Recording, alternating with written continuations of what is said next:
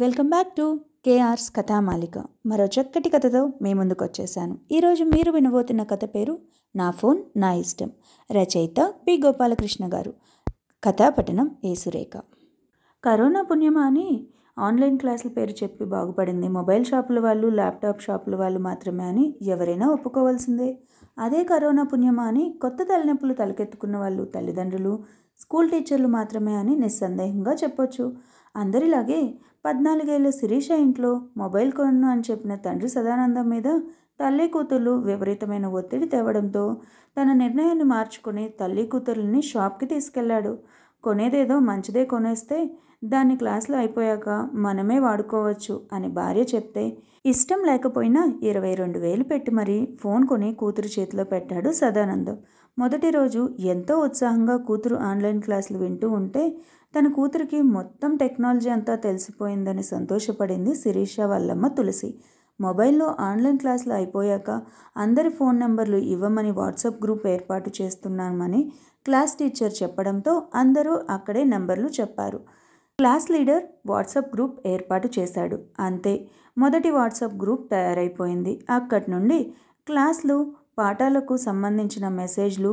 రెండో రోజు అమ్మాయిలంతా కలిసి ఇంకో గ్రూప్, అందులో ఫోటోలు, విషెస్ చెప్పుకోవడం.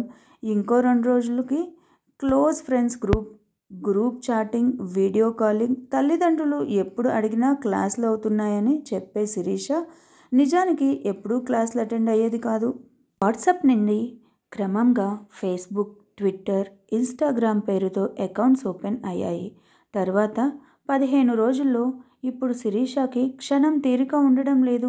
కూతురు ఆన్లైన్ క్లాసుల పేరుతో చాలా బిజీగా ఉంటే కూతురికి నీరసం రాకుండా టైంకి పాలు, బూస్ట్, టిఫిను, భోజనం అందించడంలో వాళ్ళమ్మ బిజీగా ఉండడం మొదలెట్టింది.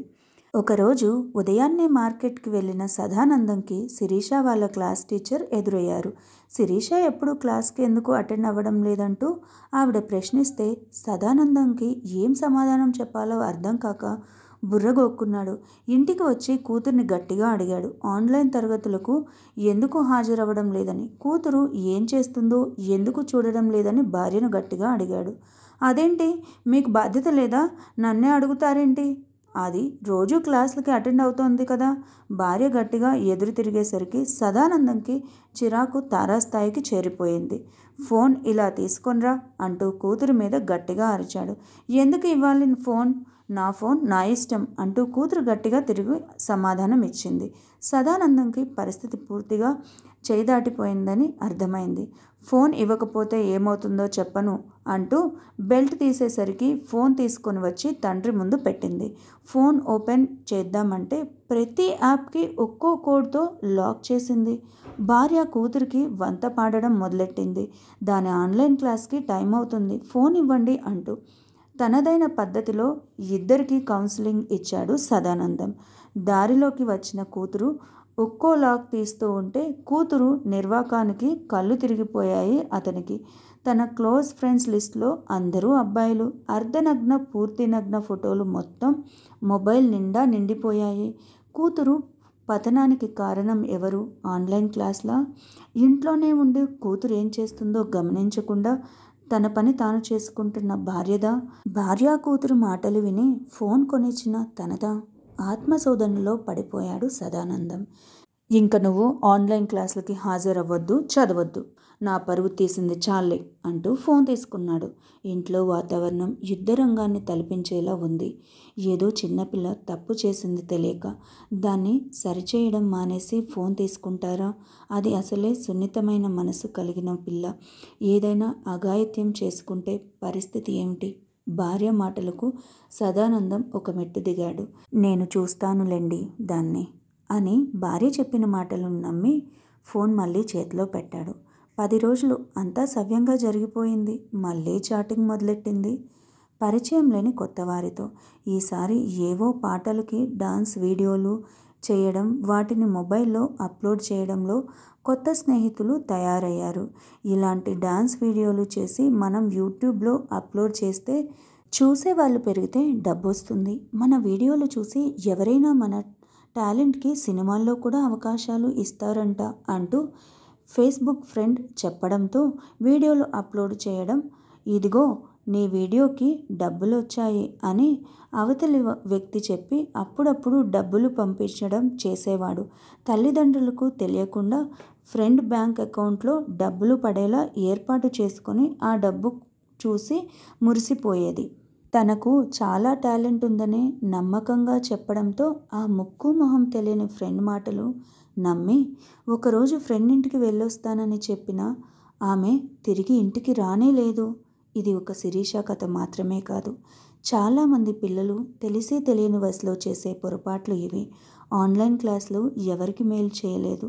భవిష్యత్తులో తమ ఉద్యోగం ఉంటుందో ఊడిపోతుందో అనే ఆందోళనలో ఉన్న ప్రైవేట్ పాఠశాలల టీచర్లు జీతం లేకపోయినా ఆన్లైన్ క్లాసులు నిర్వహించడం నాకు తెలుసు. వాళ్ళది అవసరం, మనుగడ కోసం పోరాటం. స్కూల్ మూతబడిపోతే తమ వ్యాపారం పోతుంది అని టీచర్ల చేత పాఠాలు చెప్పించారు యాజమాన్యం వాళ్ళు. అది వాళ్ళ వ్యాపార ధోరణి. సదానందం ఒక సగటు తండ్రి. తన బిడ్డ బాగా చదివి పెద్ద స్థాయికి ఎదగాలి అని ఆలోచించిన ఒక మధ్యతరగతి తండ్రి. సెంటిమెంట్కి లొంగిపోయి భార్య మాటలకు తలూపి అవసరం లేని తలనొప్పి తెచ్చుకొని సమాజంలో పరువు పోగొట్టుకున్న తెలివి తక్కువ తండ్రి. శిరీష తల్లి ఇంట్లో పనుల్లో నిమగ్నమైపోయి తీరిక సమయంలోనైనా కూతురు మీద ఒక కన్నేసి ఉండాలని అనుకోని తల్లి. పనుల అలసటతో కూతుర్ని నమ్మింది తప్ప అనర్థం జరుగుతుందని ఊహించే ఆలోచన కూడా చేయలేదు. శిరీష తల్లిదండ్రులను మోసం చేసిన అమ్మాయి. అమాయకురాలైతే ఏమాత్రం కాదు. సంతోషంకి మించింది తల్లిదండ్రుల ప్రేమ అనుకుని ఉంటే గడప దాటేది కాదు. ఆన్లైన్ స్నేహితుడు అందివచ్చిన అవకాశాన్ని చక్కగా వాడుకొని తన మానాన్న తాను చేతులు దులుపుకొని వెళ్ళిపోయిన దానయ్య. వాడెవడో ఎవరికీ తెలియని వ్యక్తి. తిరిగి తిరిగి కూతుర్ని వెతికి ఆరోగ్యం పాడైపోయిన ఆ తండ్రికి ఎప్పటికి తెలుస్తుందో తన కూతురు అప్పటికే చాలా దూరం వెళ్ళిపోయిందని, ఇంక చేతికి దొరకదని. వాళ్ళకి కాలమే సమాధానం చెప్పాలి. మరో చక్కటి కథతో మీ ముందుకు వస్తాను.